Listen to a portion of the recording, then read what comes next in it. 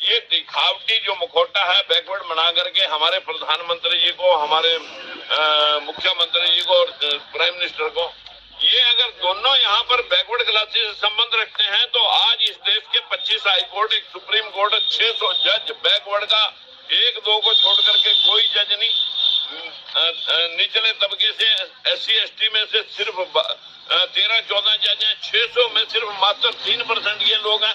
आज पूरे देश की शासन प्रणाली के अंदर, प्रशासन प्रणाली के अंदर बैकवर्ड क्लासेस की हिस्सेदारी सिर्फ 10% है। गौतम बुद्ध ने दुनिया को सिमिलरिटी दी थी, बराबरी दी थी, और जिसको मान करके बाबा साहब भीमराव अम्बेडकर ने बौद्ध धर्म को बनाया था कि मैं नीच धर्म तुम कहते हो जिसे कि मैं पैदा हुआ हूँ, लेकिन मैं उस धर्म में मरना चाहूंगा जिस धर्म में बराबरी हो, सबका कल्याण संभाव हो। और बाबा साहब ने संविधान लिखते वक्त सबके हिस्से बराबर किए।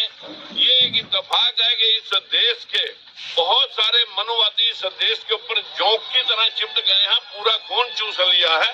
लेकिन आज जितने बौद्ध स्थलियां हैं, चाहे केदारनाथ है, बद्रीनाथ है, महाकालेश्वर है, या मतलब जाना तिरुपति वाला, या मतलब जितने भी यहाँ पर खुद बोध गया में पंडित पुजारी जो है ना, उसका वो लोगों को शिवलिंग की वो करा रहे हैं, मतलब उपासना पूजा करा रहे हैं, जबकि 11 दिसंबर 1995 को सुप्रीम कोर्ट ने बैन किया था कि हिंदू के नाम पर मुगलों के द्वारा दी गई गालियां कि ये सिंध पार के लोग जो हिंदू हैं मूर्ख हैं, और जो शिवलिंग है ये अमानवीय कृत्य है, और इसकी जो पूजा है ये एक अशोभनीय नहीं है।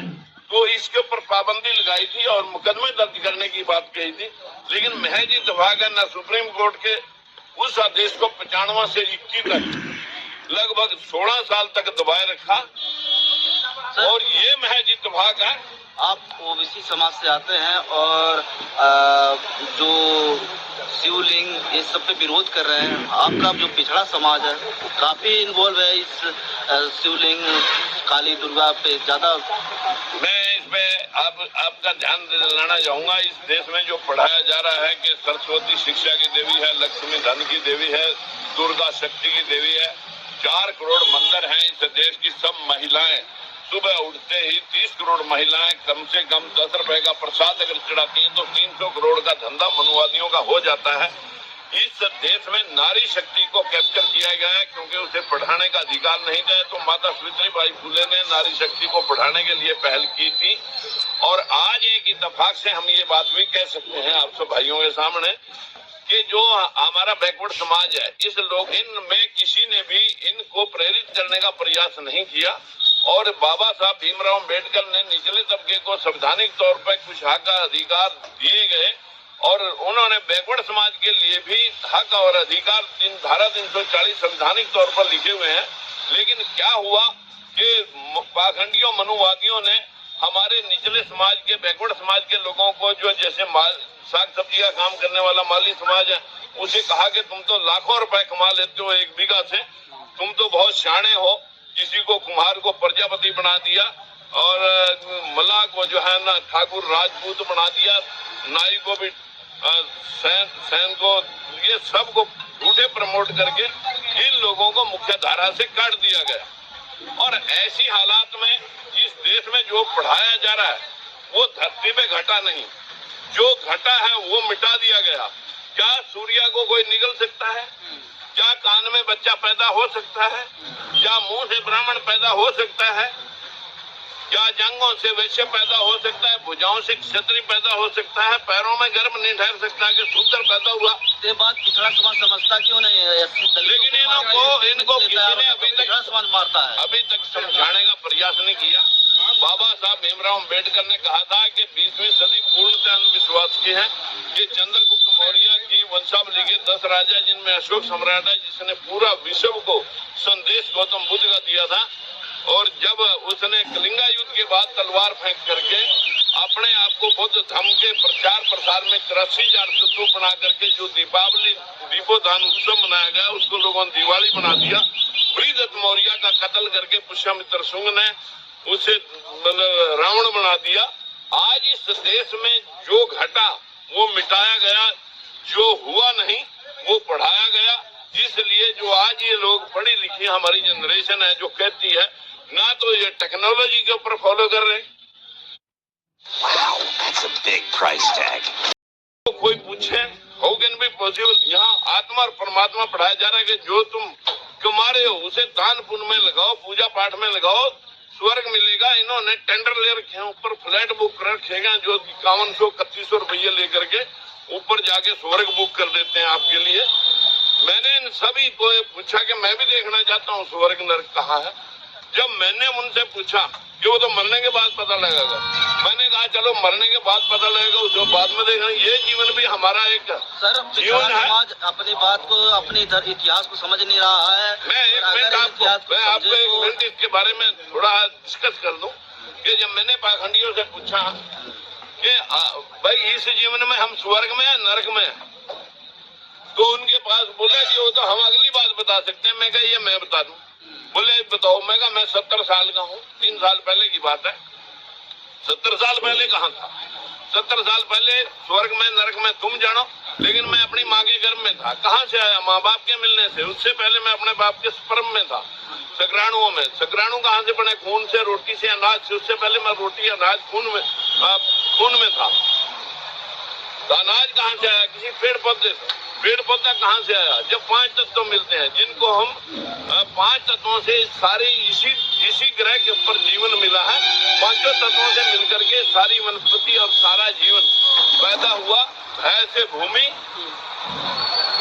भूमि कैसे गगन वैसे वायु ऐसे अग्नि और नैसे नीर है गए वह न भगवान। यही 5 तत्व। मैं इन 5 तत्वों में था। 5 तत्व प्रसाद रूप में इकट्ठे हुए। मैं 5 तत्वों से पेड़ पौधे के रूप में पैदा हुआ। उसके अनाज लगा, बाप ने खाया, उसका अनाज खा के डाइट बनी, खून बना, खून में गया, स्पर्म बने, स्पर्म में गया, माँ बाप मिले, घर में गया, पैदा हो गया, 70 साल का हो गया। जिस दिन मरूंगा हवा निकल गई, शरीर बर्फ जाए, ठंडा हो गया, हवा मिल गई, गर्मी तब गर्मी मिल गया, कीड़े जलाया, दफनाया, मिट्टी मिल गई, पानी वाष्प बन के अंतरिक्ष में उठ गया।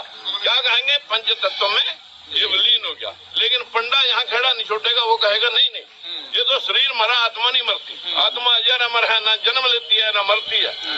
तो मैंने उनको कहा कि ये पक्की बात है, ये आत्मा सिर्फ जोड़ा बदलती है, जन्म मरण से रहित है, मरती है ना जन्म ले। बोले जी पक्की। मैं कहा 5 जूतियां की शर्त है, अगर तुम्हारी सच्ची हुई तो मैं खाऊंगा, मेरी सच्ची हुई तो तुम खाओगे। जब उनके कंडीशन रखी, बोले जी ठीक है। मैंने कहा फिर जब देश आजाद हुआ, हमारे देश की आबादी सिर्फ 35 करोड़ थी, जिसमें से 12 पाकिस्तान में चली गई। 23 करोड़ लोग थे भारत में। 23 करोड़ लोगों में 23 करोड़ आत्माएं थी। तो 23 करोड़ आत्माओं के बाद 1-2 लाख लोगों ने ज्यादा दान पुण्य करे होंगे, पूजा पाठ करे होंगे, उनकी आत्माएं मोक्ष प्राप्त करके होंगी, जन्म मरण से रहित होंगी। आत्माएं घटनी चाहिए थी कि बढ़नी चाहिए थी जब आत्माएं पैदा नहीं होती। तब मैंने पूछा उनसे कि आज 140 करोड़ आबादी है, 140 करोड़ आत्माएं कहाँ से आई? जबकि गौतम बुद्ध ने स्पष्ट कहा यहाँ कोई आत्मा परमात्मा का खेल नहीं है, यहाँ 5 तत्व का खेल है। 5 तत्व ही भगवान है। यही कंसेप्ट जब मैंने उनसे पूछा कि बताओ मेरे को ये कहाँ वो तुमने मतलब आत्मा का खेल कहाँ से आई आत्मा इतनी? मैंने कहा कि जितनी गंदगी बढ़ी उतनी यहाँ कीट पतंगे, मच्छर मक्खी, कीड़े मकोड़े, जितनी मतलब जो है ना आबादी बढ़ी, बाहरले देशों की आबादी फालतू, अपने देश की आबादी कई 100 गुना फालतू। ये आत्माएं जब पैदा नहीं होती, हर जीव में तुम एक आत्मा बताओ, ये आत्मा कहाँ से आई बताए मेरे को। तो वो मूक दर्शक थे, उनके पास कोई जवाब नहीं था।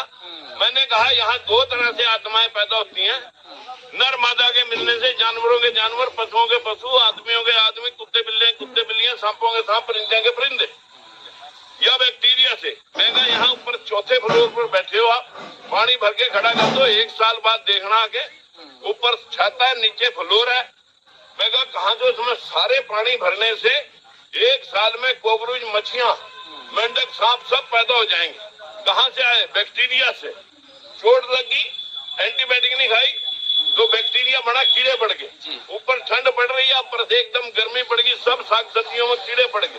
कहाँ से आए? बैक्टीरिया से। यहाँ पर 2 तरह से जीवन पैदा होता है, हर जीव में एक आत्मा है। तुम 1,84,000 का खेल बताते हो कि तुम्हें 1,84,000 के बाद ये मानव जीवन मिला है।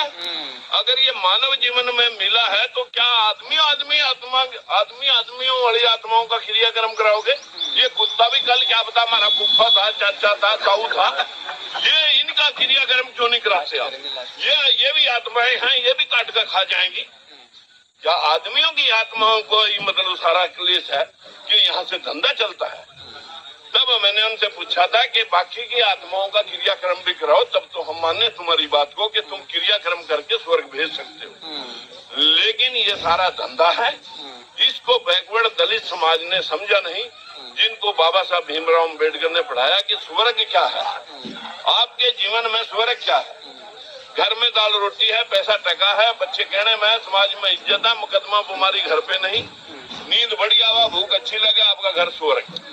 उसकी बनिस्बत घर में सब कुछ है, पैरालाइज हो है, कीड़े पड़ गए, एक्सीडेंट हो है, डॉक्टर ने पुठा टांग दिया, 2 साल में हड्डियां जुड़ी, लूज मोशन हो, सारे कपड़े गंदे हो, किसी का 1 घंटे का नर्क आ गया, किसी का 2 साल में हड्डियां जुड़ने का नर्क आ गया, किसी का डायलिसिस के ऊपर किसी डॉक्टर ने उल्टी सीधी दवाई दे दी, डायलिसिस में चले गया, मर गया। यहाँ पर जो दुख के पल है इसी जीवन में, वो आपके नर्क के पल, जो सुख के पल है वो आपके स्वर्ग के पल है। इसी धरती पे स्वर्ग है, इसी धरती पे नरक है। आजकल आसमानों से ना कोई स्वर्ग आगे बता सका कि मैं देखा है, और ना जाके कोई देख सका।